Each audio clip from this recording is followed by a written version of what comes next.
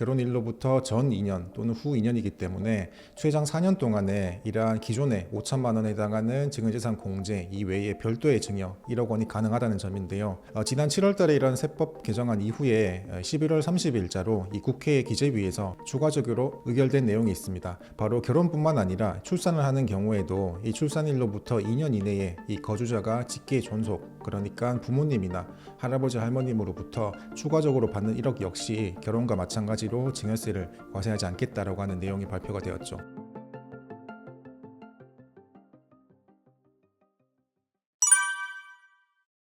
일반적으로는 상속을 염두에 둔다면 이 상속이라고 하는 것은 장기간 걸쳐서 자산을 어떻게 이전할지 그 플랜을 짜는 방법 중에 하나라고 보시면 되겠습니다. 따라서 미래의 상속세가 부담이 된다라고 하면 사전에 증여를 미리 하는 방법이 있는데, 이러한 사전 증여에 대한 의미를 좀 어떻게 받아들이시면 좋겠냐라고 물으신다면, 부모님에 대한 재산을 자녀들이 미리 좀 이전을 함으로써 이 부모님과 자녀 모두 세금을 줄일 수 있는 장기적인 플랜의 출발점이라고 생각을 하시면 되겠습니다. 일단 상속세와 증여세를 항상 이제 두 가지를 비교를 해서 염두를 해두시는 게, 어떤 부분이 지금 내 상황에서 가장 유리한지, 그렇다면 상속이 유리하다면은 지금 굳이 취득세나 과세되는 증여세를 부담할 필요가 없는데, 미리 증여를 한다면 또 거기에 대한 계획을 미리 짜야 되기 때문에 항상 장단점에 대해서 많이 고민을 하십니다. 우선 증여세에 대한 장점은 세금을 산정하는 과세 기준이 상속세에 비해서 세금 부담이 적게 나오는 계산 구조입니다. 예를 들어서 부모님께 이 100억짜리 상가를 하나 받는다고 하겠습니다. 그리고 자녀는 4명이라고 할 텐데, 증여를 받는다라고 했을 때 자녀 한 명당 이 산정이 되는 증여재산 가액은 이 100억 원이 아니라 본인이 실제로 받는 이 25%에 해당하는 금액에 대해서만 증여세를 내면 되죠. 그렇지만 부모님이 돌아가시고 같은 100억에 해당하는 상가를 4명의 자녀가 이 상속을 받는다고 했을 때는, 이 상속세는 각자 받는 세금에 대해서 세금을 납부하는 것이 아니라 부모님이 가지고 계신 100억이라는 이 재산에 대해서 먼저 세금을 산정을 하고 그 부담만큼, 비율만큼만 세금을 부담하는 것이기 때문에 이 상속세와 증여세의 누진 구조 하에서는 이 상속세 부담이 훨씬 더 크게 산정이 된다는 단점이 있습니다. 그래서 계산 구조 측면에서는 증여세가 훨씬 더 유리해 보이지만, 우리가 실질적으로 판단할 것은 이 공제나 감면 규정이 있을 때 순수하게 내가 얼만큼 납부할 것인지를 판단하는 것이 중요한 것이기 때문에, 이 상속세를 비교할 때는 공제 규정 또는 감면 규정이 이 상속세가 증여세에 비해서 훨씬 더 풍부하고 다양한 공제가 있어서 결국에는 종합적으로 상속이 유리한지 증여가 유리한지 판단을 하시는 것이 중요합니다. 부모님 입장에서 한번 생각을 해보겠습니다. 부모님이 재산가라고 했을 때 본인도 보유하고 있는 재산 중에 가장 알짜가 되는 재산이 하나 있을 거라고 생각을 하고 있을 겁니다. 그리고 이 재산은 별다른 특이점이 없다면 재산 가치는 점점 우상향을 하겠죠. 그렇다면 부모님이 아무런 준비 없이 나중에 유고가 발생을 해서 상속이 되었다라고 한다면, 결국에 남겨진 이 세금, 상속세라고 하는 세금 부담은 본인의 배우자나 자녀, 즉 가족분들이 부담을 할 것이기 때문에 미리 준비를 해야겠다는 인지를 하고 있을 겁니다. 그리고 자녀 입장에서도 부모님이 가지고 있는 재산을 내가 세금 부담 없이 가지고 간다라고 하는 생각을 하고 있지 않기 때문에 언젠가는 상당한 세금에 대해서 미래 지출할 나의 부담이다라고 인지를 하게 될 겁니다. 이런 상황에서 이제 상속세를 좀 줄이기 위한 사전 증여의 필요성은 점점 더 대두가 되는데요. 이렇게 증여를 하더라도 언제 증여를 할지 증여 시점에 대해서도 미리 한번 판단을 하는 것이 중요하죠. 제가 한번 여쭤보겠습니다. 같은 이제 재산을 증여를 받는다고 하더라도 내가 20대나 30대 한창 사회활동을 왕성하게 하고 있을 때 받는 것과 나중에 이미 나도 사회적으로 이제 이루어놓은 재산이 많았을 때 같은 금액을 받는 경우하고 무게가 많이 다르겠죠. 그래서 한창 사회활동을 하고 있는 20대나 30대에 부모님으로부터 재산을 받게 된다면 그 재산을 통해서 내가 결혼자금으로 쓸 수도 있고, 혹은 내가 사업을 한다면 마중물 역할을 할 수 있는 아주 소중한 재원이 될 것입니다. 그리고 그만큼 이제 한 푼의 가치에 대해서도 많이 올라가게 되기 때문에 부모님한테도 훨씬 더 고마워하는 마음도 가지게 되겠죠. 그렇지만 내가 이미 50대 후반에서 이뤄놓은 재산이 있는 상태에서 같은 금액을 받을 때에는, 물론 안 받는 경우보단 좋습니다만, 이미 내가 가지고 있는 재산과 추가적으로 받을 재산을 비교해 봤을 때 그 과정에서 발생하는 세금 부담이 훨씬 더 부담스러울 수가 있기 때문에 가치는 훨씬 더 차이가 난다라고 보시면 되겠습니다.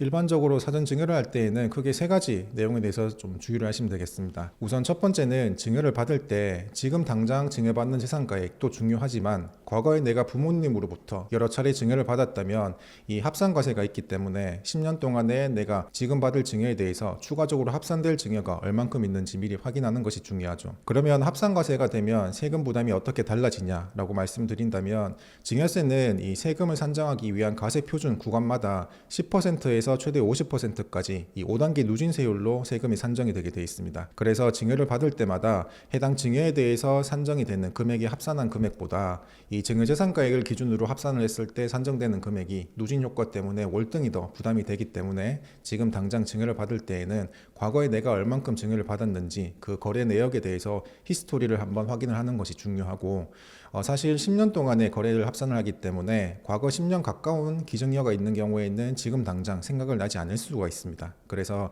그런 경우에는 이미 증여세 신고를 한 내역이 있다면 가까운 세무서 민원실을 방문을 하시면 과거에 내가 부모님으로부터 증여를 받은 금액에 대해서 증여 시점과 증여재산 가액을 미리 확인할 수가 있기 때문에 반드시 사전에 신고한 이 신고서 사본은 미리 한번 검토를 하고 이번 증여를 계획하시길 권해드립니다. 결국에는 이제 아까 말씀드린 것처럼 현금성 거래가 발생했다고 하더라도 증여세 신고를 하지 않는 것에 대해서 세무 당국으로부터 세원 포착이 힘들기 때문에 그냥 지나갈 수는 있겠지만, 이 자체가 사실 세법적인 잣대로 봤을 때는 과세 대상이 아니었기 때문에 그냥 넘어간 게 아니라서 사실 그 부분에 대해서는 명확하게 증여세 신고를 하는 것이 나중에 추징이 되었을 때 더 발생하는 가산세 부담을 회피하는 안정적인 방법이라고 생각을 하시면 되겠습니다.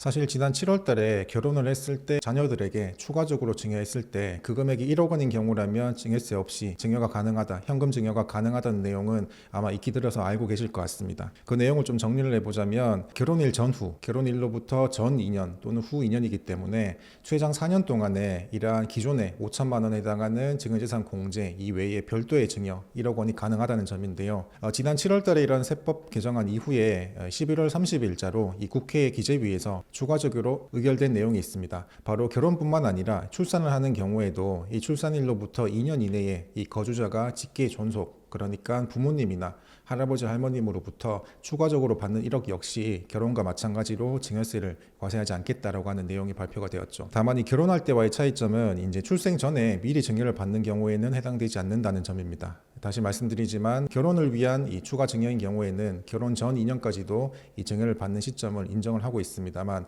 출산 같은 경우에는 예외적으로 사실상의 출산일부터 2년 이내에 지급받는 경우에 있어서만 비과세 대상이기 때문에 증여받는 시점을 한번 미리 고려를 해보시면 좋을 것 같고, 또 주의할 것은 뭐냐면 이 결혼했을 때 받는 증여재산 1억 원과 이 출산했을 때 받는 증여재산 1억 원에 대해서는 각각 1억 원이 아니라 합산을 해서 통합한도 1억 원이 적용이 된다는 점입니다. 예를 들어서 내가 기본공제 5천만 원을 제외하고서라도 결혼할 때 친가 부모님께 1억 원을 증여를 받았다면 결혼 이후에 출산을 했을 때에는 내가 추가로 증여를 받는 것이 아니라 내 배우자가 부모님으로부터 추가적으로 1억 원을 증여를 받는다면 나와 배우자 같은 세대 입장에서 봤을 때는 각자 1억 원씩 증여를 받기 때문에 이 한도 범위 내에서 최대 2억 원까지 증여를 받을 수가 있는 것이죠. 일반적으로는 이 증여재산 공제 범위를 활용한 아주 장기적인 이 증여 플랜을 좀 계획할 수가 있다는 점입니다. 일반적으로 이 자녀가 태어났을 때부터 증여재산 공제 범위가 매 10년마다 새로 갱신이 되기 때문에 10년마다 증여재산 범위 내에서 추가적으로 증여를 한다면 자녀가 태어났을 때부터 30살이 됐을 때까지는 현행 공제 범위 내에서는 총 1억 4천만 원의 이 재산을 세금 없이 증여를 할 수가 있죠. 그리고 매년 물가 상승이 4%가량 예상이 된다고 한다면 자녀가 받아가는 금액은 1억 4천만 원이 아니라 2억 3천만 원 정도 이 자금이 마련이 될 것입니다. 따라서 이 자녀 입장에서는 아주 긴 호흡으로 이 절세 플랜을 진행을 했으니 본인 몫으로 받는 2억 3천에 대해서는 본인이 나중에 사회생활을 할 때 충분히 세금이 마련된 투명한 재원으로 사용을 할 수가 있겠죠. 상관이 없습니다. 실제로 제가 상담을 해보면 방금 말씀드린 것처럼 아주 긴 호흡으로 세금 부담 없이 증여를 하기보다는 지금 당장 손주가 태어날 때 바로 5억 원을 크게 증여를 하고 세금은 그대로 내고 향후 이 5억 원에 대해서 이 본인이 운용하는 방향에 따라서 우량주라든가 변액보험 혹은 부동산에 묻어둠으로써 지금 당장 납부한 증여세보다 훨씬 더 높은 속도로 재산가치 증가분을 마련한다면 그 증가분은 오롯이 손주가 다 이득을 가져가는 것이기 때문에 지금 당장 크게 증여를 하고 시작을 하겠다라고 하시는 분들도 많습니다. 정상적인 방법은 아니라고 보시면 되겠습니다. 대부분 국세청에서도 매 분기별로 부동산 기획조사에 대한 내용을 발표를 하는데 거의 대부분 부모님이 운영하는 법인이나 혹은 이제 병원을 운영하고 있다면 그 병원 매출액에 연동을 해서 세금을 탄료하는 경우가 대부분이기 때문에 가급적이면은 투명한 방식으로 자금을 이전해서 부모님이 대신 자금을 운용해서 그 가치를 불리는 것은 괜찮지만 방금 말씀하신 대로 부모님의 법인을 통한 명의 조작을 통해서 이 재산 이전을 하는 것은 이제 추가적인 과세 대상이 된다라고 보시면 되겠습니다. 사실 이제 사전 증여를 하는 가장 큰 이유가 장기적인 관점에서 내가 납부할 상속세, 미래 발생할 상속세가 부담이 되기 때문에 미리 지금 상속인이 예정된 사람들에게 증여를 하고자 하는 것인데, 그렇다면 이 상속세를 줄이기 위해서 증여를 하는 것인데 왜 이게 미래의 상속세를 더 부담을 하는 아주 안 좋은 악수가 되냐라고 물으시는 경우가 있습니다. 그 이유는 바로 상속세는 이 공제 한도 범위 내에서 공제가 적용이 되기 때문에 그렇습니다. 앞서 말씀드린 것처럼 이 상속세는 증여세에 비해서 다양한 공제 규정이 마련되어 있죠. 그래서 사망일 현재 배우자가 있으면 이 최소 5억 원에서 최대 30억 원까지 배우자 상속 공제를 적용받을 수가 있고, 그리고 배우자가 없다고 하더라도 가장 기본적인 일괄 공제 5억을 적용을 합니다. 그리고 경우에 따라서 이제 부모님과 같이 동거를 했다면 동거주택 상속 공제를 적용받을 수도 있고, 가업이나 농지를 승계를 받는 경우에는 역시 가업 상속 공제도 적용을 받을 수가 있는데, 실무적으로 이렇게 상속세 신고를 함으로써 적용받을 수 있는 거의 대부분의 공제 규정들이 방금 말씀드린 이 공제 한도, 종합 한도 범위 내에서만 공제가 이루어진다는 특징이 있기 때문에 그렇습니다. 그렇다면 이런 과도한 증여가 왜 상속세를 더 많이 납부를 하냐라고 물으신다면, 이 상속세 공제 한도를 줄이는데 과도한 증여재산가액이 차감이 되기 때문에 그렇습니다. 이 화면에서 보시는 것처럼 이 상속 공제 한도를 줄이기 위해서는 상속세 과세가액에서 증여재산 공제를 초과한 이 과도한 증여 금액을 차감한 이후에 남은 금액을 공제 한도로 하고 있기 때문에 배우자가 살아있고 혹은 이제 일괄 공제 5억을 적용받을 수 있는 상태여서 사망일 현재에는 최소 10억 원의 공제를 받을 수 있지만, 이런 과도한 증여 때문에 오히려 공제 한도가 8억 또는 6억 원으로 매우 낮아지는 상태이기 때문에 그 초과되는 부분에 대해서는 공제를 받지 못하기 때문에 오히려 상속세 부담이 증가된다라고 이해를 하시면 되겠습니다.